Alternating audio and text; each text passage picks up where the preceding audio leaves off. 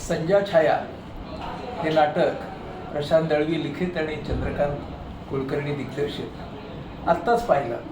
म्हणजे त्या इम्पॅक्टमधून मी अजून बाहेर आलेलो नाही आहे. या नाटकाचं वैशिष्ट्य असं वाटलं मला की एक अतिशय खेळकर, नर्मविनोदी आणि जीवनाकडे पाहण्याचा आपल्या सगळ्यांचा दृष्टिकोन बदलणारं हे नाटक आहे.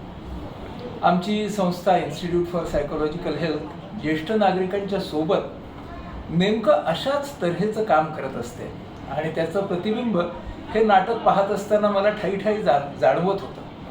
आम्ही एक मनमेंदू संवर्धन केंद्र चालवतो जिथे आमचे जवळजवळ 150-200 ज्येष्ठ नागरिक एकत्र येऊन हॅपीनेस सेंटरच चालवतात. त्यामुळे मला असं वाटलं की आमचं हॅपीनेस सेंटर जणू काही इथं रंगमंचावरती पुन्हा एकदा नव्याने जिवंत होत होतं. आणि अत्यंत उत्कृष्ट टीमवर्क, ते टीमवर्क आपल्याला असं सांगतं की संध्या छायामधलं ते अतिशय दारुण असं जे वृद्धपण होतं ते आज कालबाह्य झाले. आणि आज ही ज्येष्ठ नागरिक मंडळी जी आहेत त्यांची ती मेंदूमधली भरलेली हार्ड डिस्क जी आहे त्याचा उपयोग समाजासाठी जास्तीत जास्त कलात्मक पद्धतीने व्हावा, हा एक खूप मोठा संदेश आपल्याला हे नाटक देत आहे.